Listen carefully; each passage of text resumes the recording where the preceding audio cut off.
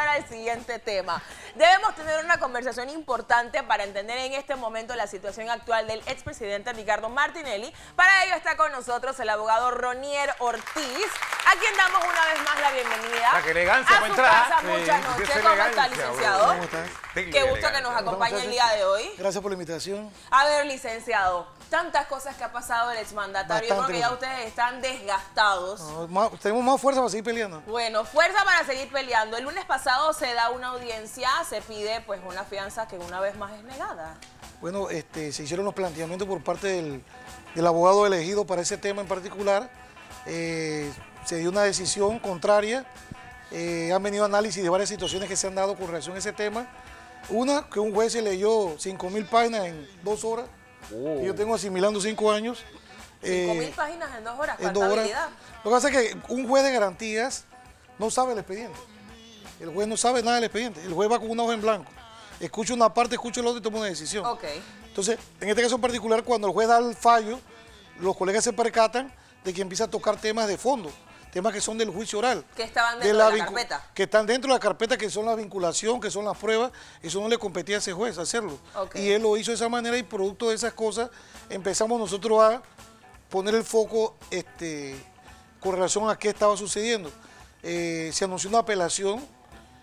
Nosotros reunidos en la oficina del licenciado Carrillo, como todo el tiempo nos reunimos en diferentes lugares, vemos los nombres de los jueces, magistrados asignados para la apelación y nos percatamos que había un nombre que saltaba a vista y nos pusimos a buscar los videos del año 2015 y resultaba ser que ese juez que iba a resolver la apelación había sido el que había ido a acusar a Ricardo para que ordenara su detención preventiva. Entonces, ¿ante qué estamos? Es lo que hemos venido anunciando. Por otra parte, ese expediente regresó al Ministerio Público y la Procuradora el 29 de enero, creo que fue la fecha, si no me equivoco, hizo una resolución donde ella asignó una batería de fiscales, 7 fiscales y un montón de gente más para que participaran en esa audiencia. Pero cuando yo examino la resolución, me percato que la señora Procuradora había fallado en el tema de que ella no podía actuar en ese expediente. ¿Y por qué no podía actuar? Porque la señora Procuradora había sido querellada por mi persona. Okay. Y al haber sido querellada y haberla llevado yo a juicio a ella, yo le gané una audiencia. La única audiencia que ella ha perdido, se la gané yo. Okay. Ella después apeló y en la corte le tiraron la toalla. Entonces, ¿Le tiraron la toalla? Le tiraron la toalla. Ella sabe que lo que habían hecho era un delito y al final del camino se confabularon y la ayudaron. El asunto es que si la Procuradora en más de 10 procesos que yo he llevado como abogado, apenas ve mi nombre, ella es como el nombre de Ronier Ortiz para la Procuradora es como el sol para Drácula. Dios mío. O el diablo para los cristianos, ¿no? Entonces ella salía, lo primero que debió haber hecho es una resolución que lamentablemente no la traje, de la cual yo tengo una colección. Tengo 10 resoluciones de diferentes casos donde ella dice como Ronier Ortiz es mi enemigo porque me denunció por cuestiones de transparencia, objetividad e imparcialidad. Yo me tengo que separar de esto y ella tiene que darle su toga a un fiscal que asignen para ese caso en particular. Ella en este caso, Ricardo Martinelli, no lo hizo. Entonces ya ahorita estaba revisando la querella penal porque es un abuso de autoridad por parte de ella. La vamos a querellar y una vez que se haga la querella vamos a pedir una audiencia de afectación de derechos porque esa audiencia de fianza tiene que ser decretada nula. Porque ella no podía nombrar, o sea, esos fiscales que estaban en esa mesa estaban ilegítimamente nombrados. Okay. Porque ella no lo podía hacer. Y hay otro detalle. No era, ¿porque era ella o porque tenía que ser otra persona? Ella tenía que ser otra persona, ella no lo podía hacer y ella sabe que no lo debía haber hecho. No sé, me imagino que estaba emocionada o el presidente de la República le pidió que lo hiciera a la fuerza o los que la han ayudado a ella a armar este expediente porque no se deben olvidar de que este expediente se armó en el Consejo de Seguridad de julio del 2014 a 31 de diciembre del 2014 cuando ella era la asesora legal del Consejo de Seguridad y así está declarado de varios testigos que le decían no te preocupes, declara lo que queremos porque Kenia va a ser la procuradora y al ser la procuradora no te va a pasar absolutamente nada. Ahí está un testigo que dijeron que se retractó, él no se retractó, él lo que dijo fue, señor juez, hoy es la oportunidad de decirle a ustedes cómo me obligaron a mí que yo estaba preso en la cárcel de Chiriquí, me ofrecieron plata, me fueron a confabular, me trajeron y me hospedaron en la oficina del director de la Policía Nacional, después me llevaron a Renacer y resulta ser que ese señor, por el delito que se había cometido, que era un ex policía, era un exfuncionario del Consejo de Seguridad, él tenía que estar en la cárcel de Chiriquí, porque allá está su juez natural, allá está su fiscal, allá se surte, es su competencia, su jurisdicción. Y se lo trajeron para Panamá y después lo llevaron al Renacer. Pero él, su conciencia lo estaba matando de que él se había prestado para unas declaraciones que no debió haber dado. ¿Qué resulta? Cuando yo me siento, yo llegué tarde a esa audiencia por un contratiempo que tuve, pero cuando tuve la oportunidad de sentarme y veo de frente a los artistas que estaban sentados, yo me puse a ver, esta licenciada que está aquí, ¿qué hace aquí? Si esta licenciada, luego de que yo había hecho mi investigación de cada uno de los nombres de los fiscales, me percato que en el 2016 Kenia Porcel la había nombrado en el Ministerio Público. O sea, usted estaba claro con cada uno de los que estaban, lo que habían hecho antes, durante y después. Esa es parte de mi trabajo porque el encargado de la parte investigativa de los abogados Martínez soy yo, por mi experiencia. Entonces yo detecto que la licenciada Rosario Ortega estaba sentada al frente. Yo la saludo porque yo la conozco. Entonces yo me quedé y me eché a reír. Busqué el nodo de transparencia del Ministerio Público, encuentro el nombramiento del año 2016, pero eso no es lo pecaminoso. Cuando se compulsan las copias de Ricardo Martinelli hacia la Corte Suprema de Justicia, esta ciudadana la trasladan del Ministerio Público a el despacho del magistrado Harry Díaz. Nosotros buscamos, me di la tarea de poner unos técnicos que tenemos nosotros, que nuestro equipo es grandísimo. Entonces buscamos a los técnicos en computadora y digo, mira, sácame una foto de cada audiencia. Cuando yo puse la foto la primera vez me dice... Hay una llamada muy importante en este momento, licenciado. Para sostener una conversación en medio de todo. Eso es cena, papá. Eso es cena que viene bajando. Nos invita por ahí si es cena, ¿no? Si es comida. No, es que te iba a decir, bueno, se da la situación que yo detecto eso. ¿Qué pasa? El día que ganamos el amparo de la competencia y el expediente ordena que baje al Ministerio Público, resulta ser que la licenciada también baja con el expediente. Está en el momento oportuno, preciso los momentos. Lo que pasa es que si la Procuradora General de la Nación hizo 10 resoluciones donde ella invoca principios de transparencia, objetividad e imparcialidad, si la Procuradora lo hace, porque un subalterno de cuarta o quinta categoría no obedece lo que la ley del artículo 74 del Código Procesal Penal que establece ese punto específico, porque ese es el procedimiento, ese es el debido proceso.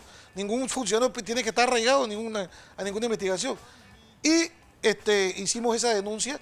Cuando detectamos al juez que iba a hacer la audiencia de apelación, imagínense, eso se había hecho temprano en la mañana.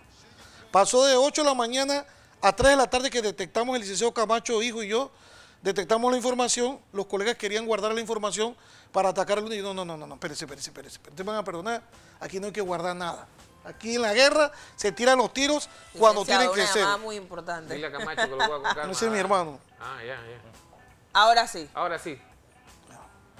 Entonces, resulta ser que se da esta situación, cuando tiramos esa información a las redes sociales, buscamos la foto actual del magistrado de Gracia y buscamos la foto del 2015 y se la tiramos a los medios de comunicación y a las redes sociales y el pueblo panameño hizo su trabajo. 2 horas después, el magistrado declaró su impedimento y se separó de la investigación, porque eso es lo correcto. O sea, que funcionó esa estrategia. No, es que eso era lo correcto. Yo conozco a ese magistrado, sé que es un hombre de leyes y es un hombre que no va a estar haciendo cosas que no debe hacer. O sea, me imagino que lo tenían obligado, o los que han estado manejando este títere de este expediente, han tenido en su mente el trabajo diciendo, tenemos los fiscales del lado nuestro y los jueces del lado nuestro. Ahora, pero abogado, habían muchos que antes de que se diera la audiencia ya estaban comentando de que le iban a decir que no al expresidente. Sí, o sea, era una respuesta ya dada. Lo que pasa es que ya tenían todo el paquete armado. Habían hecho un paquete, un traje a la medida. Y la rapidez con la que se consiguió la fecha. Exactamente, se saltaron casi todo, ¿no? Pero entonces mira el cuento de licenciado. El técnico me dice, pero licenciado, ¿usted qué está buscando aquí? ¿Cómo? También lo están llamando, oye, qué va. Cacho, debe ser que nos van a pagar. Yo te voy a... ¿Aló? Sí, él está con nosotros aquí. Ya, tranquilo. En la mesa de siempre, la mesa número 6. Dale, ya, paramos eso. Ya. A ver, continuamos. Entonces, ¿qué resulta ser? Me dice el técnico, ¿usted qué está viendo? ¿Cómo se viste la licenciada? Digo, no, señor, es que esa licenciada, ¿cómo es que trabaja en el Ministerio Público, Corte y ahora Ministerio Público? Entonces evidenciamos en todas las audiencias que ella era la que tenía la boca, ella hizo la acusación, pero se daba un detalle que Harry Díaz trataba de forzar diciendo, ahora va a hablar la fiscal adjunta. Nadie puede nombrar un fiscal adjunto si no es el Pleno de la Corte Suprema de Justicia. Harry Díaz no tenía esa facultad. Y ella, porque yo la estaba acompañando, porque yo no sé si ustedes me han visto en eso, dice que yo estoy congelado. Yo estoy viendo como no se mueve, no respira cada nada. detalle de cada cosa que habla, o cada cosa, porque yo estoy anotando, yo anoto de vez en cuando las cosas que resaltan. ¿Qué suceden? Y yo le digo a mis compañeros, oye, pero esto es imposible que esto esté sucediendo. Entonces me fui a buscar otros antecedentes que tenemos y me encuentro que Ayub Prado, el magistrado Ayub Prado, siendo presidente de la Corte, era magistrado en este caso de Ricardo Martinelli. Y Balbina se quejó porque habían sacado una información de que en un caso X, cuando él era procurador, había contestado un cuestionario de Ricardo Martinelli que le habían mandado a la presidencia. Entonces ella dice que ella tenía enemistad con Ayub Prado, y Ayub Prado hace una resolución que yo se la puse a los medios de comunicación, donde Ayub Prado dice que él no se considera ni enemigo de Balbina, que es una víctima en este proceso, pero que él no puede permanecer en esa investigación como magistrado porque él estaría violando los principios que invocó la procuradora, objetividad, imparcialidad y la transparencia. Entonces, si el magistrado presidente de la Corte, un magistrado de la Corte Suprema lo hace, ¿por qué razón esta funcionaria insiste en mantenerla ahí? Y lo más triste es que la procuradora sabía, cuando hizo ese nombramiento último, ahora en el mes de enero, ella sabe que yo soy abogado de Ricardo Martinelli. Si eso lo sabe todo Panamá. Todos lo saben. Entonces ella se va a hacer la tonta de que ella no sabía que yo estaba ahí, que ella se tenía que querer impedir. Entonces ese es un acto que vamos a atacarlo, porque tiene que ser atacado nulo. Es más, esa audiencia de lunes es una audiencia espuria también porque viene de lo que nosotros llamamos fruto del árbol envenenado, o sea, viene de un origen ilícito que no debe caminar. Pero cuando más me asusté yo, señores, es cuando veo para la derecha y veo la cara de piedra de Marcelino Aguilar. ¿Quién es Marcelino Aguilar? Marcelino Aguilar era el fiscal auxiliar que desde julio del 2014 a diciembre armó el caso de los pinchazos, con el Consejo de Seguridad y con Kenisolda Porcel, a espalda de la procuradora Belfo. Él fue el que trajo el testigo protegido. Yo solamente a este fiscal le tengo como 3 querellas penales puestas, donde él ha tenido que afrontar la justicia precisamente por la manipulación del testigo protegido. Entonces yo me quedaba viendo y yo fui y lo saludé. ¿Cómo está, fiscal? ¿Cómo le va? Él en la cara se le quedó... Qué gusto de verlo. Sí, porque la verdad es que es un placer para mí cuando tú descubres esta maleantería, porque estos son maleanterías. Es más, ese fiscal Marcelino Aguilar fue citado por nosotros en el escrito de pruebas de la acusación, porque nosotros queríamos que él viniera a explicar cómo usted hizo esto, cómo hizo esto, y Jerónimo Mejía lo defendió a capa y espada y dijo que era imposible que los fiscales vinieran a dar explicaciones a pesar de que hay antecedentes en la Corte y en el Tribunal Superior de que cuando un fiscal ha trabajado en una investigación y había anomalía, él tiene que irse a explicar al jurado. De una vez. Le tiene que explicar porque entonces tenemos un expediente con una persona que está jugando con su vida, que le pueden meter 20, 30, 40 años de prisión y entonces esas dudas no se pueden quedar en el aire porque hay un principio que se establece que es el indubio pro reo. La duda favorece al reo. El indubio pro reo es la ley favorable. La otra es se le aplica la ley más favorable y la duda favorece al reo. ¿Qué sucede? El señor Marcelino, sentadito ahí, bien nombrado por la procuradora, Mejía lo defiende, dice que él no puede ir a esa audiencia. Entonces, ¿cómo es posible que una persona que no puede participar en la audiencia va a estar en la parte acusatoria? Entonces nosotros metimos un amparo de garantía exclusivamente por Marcelino Aguilar, para que la Corte decida si él tiene o no tiene que ir. Entonces, por cuestiones de transparencia, objetividad, Marcelino Aguilar no hace absolutamente nada sentado en esa mesa de fiscales. Ahora, te digo algo, hay fiscales que son honestos. Ahí está el fiscal Ricardo González, está el otro fiscal Vázquez, están otros funcionarios ahí que son personas que son correctas y que yo estoy consciente de que son personas que no están haciendo nada en contra de la ley. Pero ¿por qué nosotros tenemos que permitir que manipulen las cosas si ya han manipulado este proceso? Mira, el sábado fue la presidenta de la Asamblea donde Ricardo Martinelli, al decirle a Ricardo Martinelli, mira Ricardo, vengo con un mensaje de Varela que dice que es claro que él no va a permitir y no te van a dar la fianza. Entonces nosotros ya sabemos con anticipación, mandaron a un emisario del partido varelista de Colón a visitar, y está registrado en el tratacer de Colón a decirle, miren, el presidente también me mandó a mí a hablar con usted para decirle que la fianza del lunes no se la van a conceder. Entonces, ¿qué clase de justicia es esto? ¿Ante qué estamos? Ayer yo destapé un tamal en una conferencia que tuvimos, porque imagínate tú, la audiencia supuestamente debe empezar el 12 de marzo. Sin embargo, dijeron en la fianza, el juez Vargas dijo, Justo Vargas, de que Ricardo era un peligro para los testigos. Un peligro. Que podía amenazarlos y no sé qué cosa. Bueno, yo descubro un oficio del fiscal Ricauter dirigido a la DJ para que fueran a buscar a 6 testigos y se los llevaran a la fiscalía. ¿Llevarlo a la fiscalía para qué? Si esos testigos también son testigos nuestros, por eso también los invocamos. ¿Con qué Entonces, aquí no debía existir esa cosa. ¿Por qué? Porque o los están amenazando, y te lo digo porque creo que sí lo están amedrentando, porque el Ministerio Público tiene un departamento de citaciones. El problema es que desde que empezó el gobierno varelista y que el Consejo de Seguridad manda en el Ministerio Público, se ha dado la temática de que a la gente no la buscan por boleta de citación. A la gente le mandan a la policía y lo sacan a la fuerza de sus casas. Usted venga aquí acá, quiero hablar con usted, no hay ninguna boleta, usted va a venir acá de una vez. Oye, a conmigo. Fernando Correa lo sacaron aquí. Sí. Vinieron, a Fernando le pudieron haber mandado. Además, la ley anterior o la práctica anterior era que a ti te mandaban hasta 3 boletas. Tú Sí, a la tercera ya entonces te conducían. procedían. O sea, acá han hecho las cosas distintas y han seguido con esas costumbres. La procuradora lo ha permitido, pero claro, ella es parte de toda esta componenda y es ilógico que a esta persona están llevando para el cariño. Licenciado, dejando a un lado esta parte legal, usted que ha tenido la oportunidad de conversar con el exmandatario, ¿cuál es su sentir en este momento luego de lo que sucedió en la audiencia? Bueno, Ricardo cada día está más asombrado de las cosas que suceden. Él no podía creer cuando la presidencia de la Asamblea y la otra persona fueron a decirle de lo de la fianza con anticipación, el resultado. Él mencionó, yo digo, mira, yo te voy a ser sincero, vamos a esperar el resultado y entonces comprobaremos si lo que el tipo dijo es verdad o es mentira.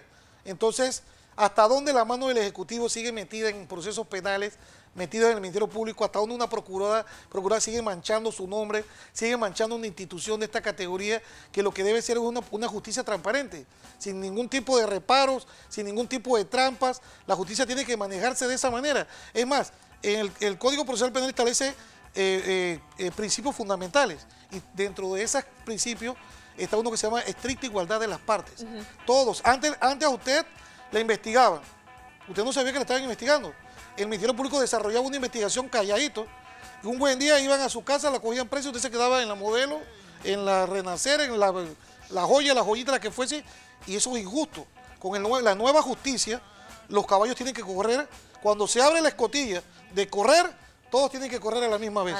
Entonces ellos no quieren asimilar ese pedazo de que, hey, esto es igualdad. Además, si yo te voy a investigar a ti o yo te pongo una denuncia, lo lógico es que el fiscal tiene que llamarte y decirte, mira, Laura, el señor Roniel te puso una denuncia, en base a tiene esto, derecho a un abogado, presente un abogado porque hay una parte investigativa donde usted debe participar, porque así es en Estados Unidos. A ver, Privanco. Licenciado, aquí Paparazzi y yo hemos hablado que hemos vivido en los tiempos, bueno, en el 80 y pico por allá, en los tiempos de la dictadura, donde se hacía esa situación, donde las personas las sacaban de la casa, las metían, la investigaban y sepa Dios cuándo salían y si la podían ver y si tenía alguna influencia por algún coronel, un teniente coronel y si por ahí se iba, pero la persona estaba atado prácticamente a la decisión de los militares. Así es.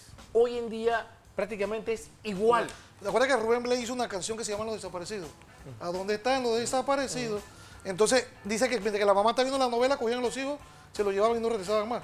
Pero esto era una réplica que venía de Chile, Argentina, Nicaragua, de todas estas dictaduras que hacían esta práctica. O sea, hemos pasado desde que se dio la invasión a la fecha a un Estado democrático para que con este gobierno retornemos a esas prácticas militaristas. Eso no debe suceder. Mira, y ustedes lo han dicho. Varias ocasiones. Yo creo que en la historia de este país, yo me atrevo a ir mucho más en la historia de este país.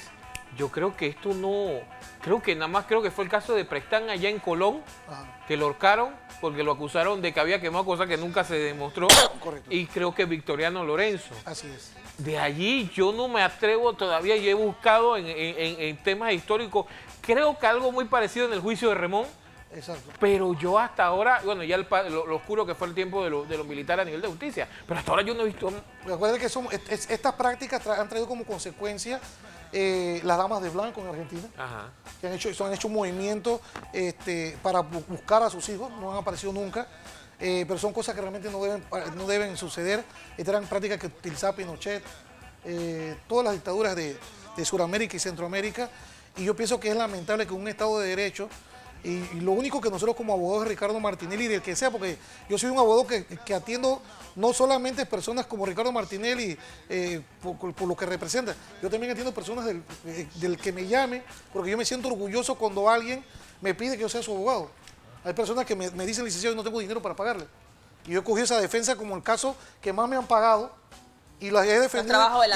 Y los trabajo de la misma manera porque esa es mi vocación. Esto es un apostolado que cuando tú recibes un poder, la persona te está confiando en su vida, te está confiando en la vida de su familia. Entonces, yo así exijo que se respete el debido proceso. Lo único que hemos estado exigiendo, vamos a pelear con la regla. Hablando entonces del proceso, ¿qué sigue ahora para el señor Ricardo Martinelli? Bueno, hasta el momento tenemos la supuesta audiencia el lunes de la apelación de la fianza. Ok. ¿Qué podría pasar? Pueden decir que sí la dan o que no la dan. Si no la dan, ¿qué pasa? Si no la dan, tenemos que seguir, buscar otro argumento. Hay otros elementos que están ahí, como el elemento de la salud que está debidamente acreditado y que el juez lo manifestó. Okay. El juez dijo al final que había un elemento muy importante y le llamó la atención porque en esta ocasión dijo, ni siquiera la defensa, ni siquiera los querellantes, ni siquiera la fiscalía se atrevió a entrar a debatir el resultado de lo que dictaminó el doctor Arenas, que es un médico internista del Hospital Santo Tomás, que dijo, este señor tiene que irse para su casa. Entonces dice, este es un tema importantísimo y no lo rebatió nadie, porque aquí está en peligro su vida. Su salud. Sin embargo, el juez, con este tema tan importante, lo tiró como baladí, no lo utilizó para absolutamente nada y dejó eso así. Entonces hay un tema médico que realmente hay que explotarlo, porque acuérdense que se dio un debate muy grande en base a que Jerónimo Mejía dijo que no era necesario que los exámenes médicos, que en ese momento habían 500 páginas nuevas, para que se hiciera una reevaluación, él obstaculizó eso a toda costa de que no se diera esa reevaluación.